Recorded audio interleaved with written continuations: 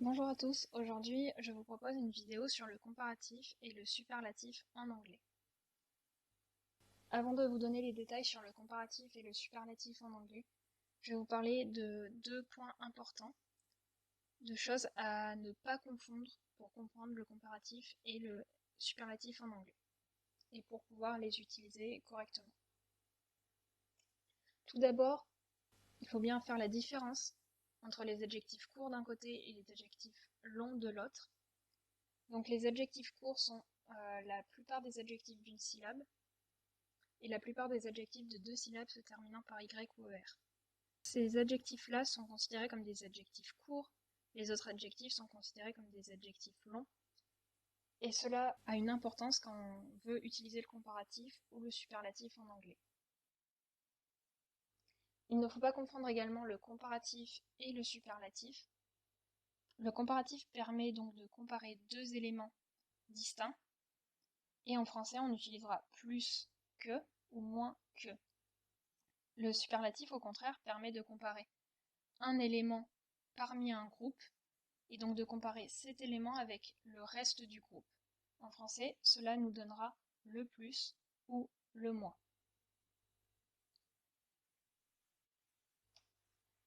Nous pouvons commencer par la construction du superlatif. Le superlatif de supériorité correspond donc en français à le plus. Pour traduire le plus en anglais, il faut faire la différence entre les adjectifs courts et les adjectifs longs. Pour les adjectifs courts, on utilise the plus adjectif plus est collé à l'adjectif. Ça nous donne par exemple high, the highest mountain, qui signifie donc la plus haute montagne. Pour dire le plus ou la plus, on a utilisé the et est collé à l'adjectif. Si l'on veut utiliser un adjectif long, dans ce cas-là, il faudra utiliser the most plus adjectif. L'exemple que je vais utiliser est the most isolated city, avec l'adjectif isolated, la ville la plus isolée. On a donc utilisé the most pour cet adjectif. Enfin, il existe trois adjectifs que l'on qualifie d'irréguliers. Ce sont les adjectifs suivants, good, bad et far. Pour dire en anglais le meilleur, on utilisera the best. Pour le pire, the worst. Et pour le plus loin, the farthest. Si vous voulez parler du meilleur endroit pour regarder les étoiles, vous direz donc the best place for stargazing. On peut également avoir besoin d'utiliser le superlatif d'infériorité, c'est-à-dire le moins en français.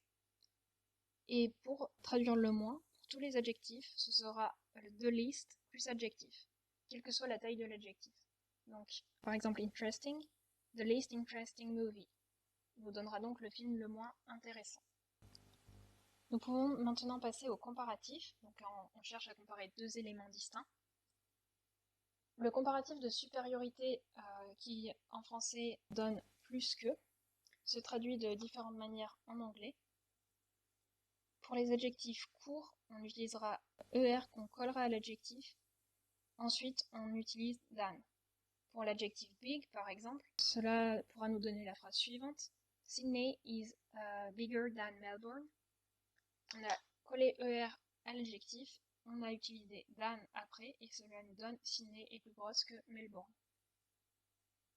Pour les adjectifs longs, on utilise more plus adjectif plus than, et ça nous donne par exemple Sydney is more populated than Melbourne. Sydney est plus peuplé que Melbourne. Enfin, on a également nos trois adjectifs irréguliers. Pour good, on utilisera better than. Pour bad, worse than. Et pour far, farther than. Pour dire que le livre est mieux que le film, on dira donc the book is better than the movie. Nous allons maintenant passer au comparatif d'infériorité, c'est-à-dire moins que. Pour tous les adjectifs, on utilise simplement less, plus adjectif, plus than. Cela peut donc nous donner, avec l'adjectif famous, Melbourne is less famous than Sydney. Melbourne est moins célèbre que Sydney. Et pour finir, on a deux autres formes de comparatifs. On a le comparatif d'égalité, qui se traduit en français par autant que, aussi que.